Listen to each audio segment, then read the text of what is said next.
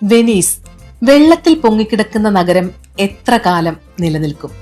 ഒരു നഗരം, റോഡുകളില്ല, കാറുകളില്ല, ബസ്സുകളില്ല, പക്ഷേ 1000-ലേറെ വർഷങ്ങളായി ആയിരക്കണക്കിന് ആളുകൾ അവിടെ ജീവിക്കുന്നു.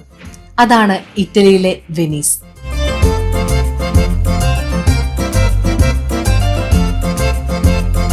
പക്ഷേ ഇന്ന് ലോകം വെനീസിനെ കുറിച്ച് ചോദിക്കുന്ന ഏറ്റവും വലിയ ചോദ്യം ഇതാണ്: ഈ നഗരം ഇനിയും എത്ര കാലം നിലനിൽക്കും? ആ ചോദ്യം കേൾക്കുമ്പോൾ ആദ്യം പലരും കരുതുന്നത് വെനീസ് വെള്ളത്തിൽ പൊങ്ങിക്കിടക്കുന്ന നഗരമാണല്ലോ എന്നാണ്. പക്ഷേ അതാണ് ആദ്യത്തെ തെറ്റിദ്ധാരണ. വെനീസ് വെള്ളത്തിൽ പൊങ്ങിക്കിടക്കുന്ന നഗരമല്ല. ഈ നഗരം നിൽക്കുന്നത് കടലിന്റെ അടിത്തട്ടിലേക്ക് ആഴത്തിൽ തറച്ചിട്ടിരിക്കുന്ന ലക്ഷക്കണക്കിന് മരത്തൂണുകളുടെ മുകളിലാണ്. മരം വെള്ളത്തിലിട്ടാൽ ചീഞ്ഞു പോകുമല്ലോ, പിന്നെ 1000 വർഷമായി ഇവ എങ്ങനെ നശിച്ചില്ല? അതിന്റെ ഉത്തരം വെള്ളം തന്നെയാണ്. ഈ മരത്തൂണുകൾ എപ്പോഴും വെള്ളത്തിനടിയിലാണ്. അവിടെ ഓക്സിജൻ വളരെ കുറവായതിനാൽ സാധാരണ മരം നശിപ്പിക്കുന്ന സൂക്ഷ്മജീവികൾക്ക് പ്രവർത്തിക്കാൻ കഴിയില്ല. അതുകൊണ്ടാണ് ഈ മരങ്ങൾ ചീഞ്ഞു പോകാതെ നൂറ്റാണ്ടുകളോളം നിലനിന്നത്. പക്ഷേ ഇപ്പോഴാണ് യഥാർത്ഥ കഥ തുടങ്ങുന്നത്. വെനീസ് അപകടത്തിലാകാൻ കാരണം ഈ മരത്തൂണുകളല്ല. അപകടം നഗരത്തിനടിയിലെ ഭൂമിക്കും അതിനെ ചുറ്റിയുമുള്ള കടലിനുമാണ്.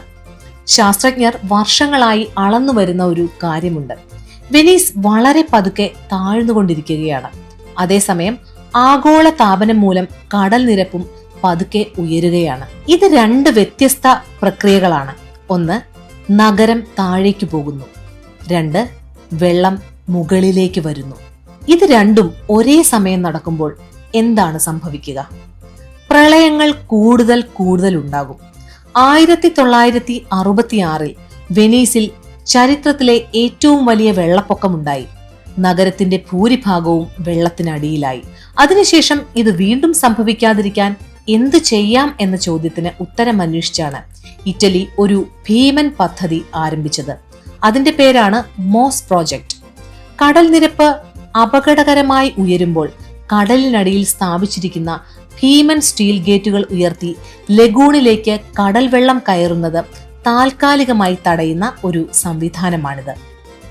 ഇത് ഒരു അണക്കെട്ടല്ല, ആവശ്യമുള്ളപ്പോൾ മാത്രം ഉയരുന്ന ഒരു സംരക്ഷണ കവചമാണ്. സമീപ വർഷങ്ങളിൽ ഈ സംവിധാനം പല ഉയർന്ന തിരമാലകളിലും നഗരത്തെ സംരക്ഷിക്കാൻ സഹായിച്ചിട്ടുണ്ട്. പക്ഷേ ശാസ്ത്രജ്ഞർ ഒരു കാര്യം കൂടി പറയുന്നുണ്ട്: മോസ് ഒരു സ്ഥിര പരിഹാരമല്ല. കാരണം കാലാവസ്ഥാ വ്യതിയാനം മൂലം ഭാവിയിൽ കടൽ നിരപ്പ് കൂടുതൽ ഉയർന്നാൽ ഈ സംവിധാനം എത്രത്തോളം മതിയാകുമെന്നത് ഇപ്പോഴും ഗവേഷണ വിഷയമാണ്.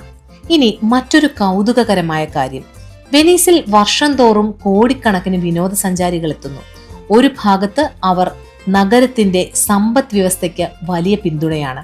പക്ഷെ മറുവശത്ത് ഇത്രയധികം ആളുകളുടെ സാന്നിധ്യം നഗരത്തിന്റെ പഴയ കെട്ടിടങ്ങൾക്കും അടിസ്ഥാന സൗകര്യങ്ങൾക്കും അധിക സമ്മർദ്ദം സൃഷ്ടിക്കുന്നുവെന്നും പഠനങ്ങൾ സൂചിപ്പിക്കുന്നു.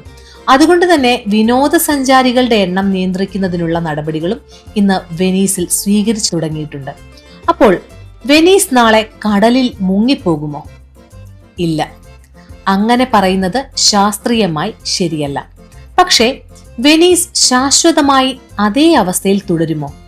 അതിനും ഇന്നത്തെ ശാസ്ത്രത്തിന് അതെ എന്ന് പറയാൻ കഴിയില്ല. കാരണം വെനീസിന്റെ ഭാവി തീരുമാനിക്കുന്നത് ഒരു കാര്യം മാത്രമല്ല: ഭൂമിയുടെ ചലനവും കടൽ നിരപ്പിന്റെ ഉയർച്ചയും കാലാവസ്ഥാ വ്യതിയാനവും മനുഷ്യരുടെ സംരക്ഷണ ശ്രമങ്ങളും. ഇതെല്ലാം ചേർന്നാണ് ആ നഗരത്തിന്റെ ഭാവി എഴുതപ്പെടുന്നത്. ഒരു പക്ഷേ വെനീസ് നമ്മെ പഠിപ്പിക്കുന്ന ഏറ്റവും വലിയ പാഠവും ഇതായിരിക്കാം: ഒരു നഗരം എത്ര മഹത്തായ ചരിത്രമുള്ളതായാലും പ്രകൃതിയുമായി സന്തുലിതാവസ്ഥ നഷ്ടപ്പെട്ടാൽ അതിനെ സംരക്ഷിക്കാൻ മനുഷ്യന് നിരന്തരം പരിശ്രമിക്കേണ്ടി വരും. അതുകൊണ്ട് വെനീസ് ഒരു വിനോദസഞ്ചാര കേന്ദ്രം മാത്രമല്ല, കാലാവസ്ഥാ വ്യതിയാനവും മനുഷ്യന്റെ എഞ്ചിനീയറിംഗ് മികവും ഓരോ ദിവസവും നേർക്കുനേർ കണ്ടുമുട്ടുന്ന ലോകത്തിലെ ഏറ്റവും വലിയ പരീക്ഷണശാലകളിൽ ഒന്നാണ് വെനീസ്. അപ്പോൾ ഇത്തരത്തിലുള്ള രസകരമായ വീഡിയോകൾക്കായി ഞങ്ങളുടെ ചാനൽ സബ്സ്ക്രൈബ് ചെയ്യുക.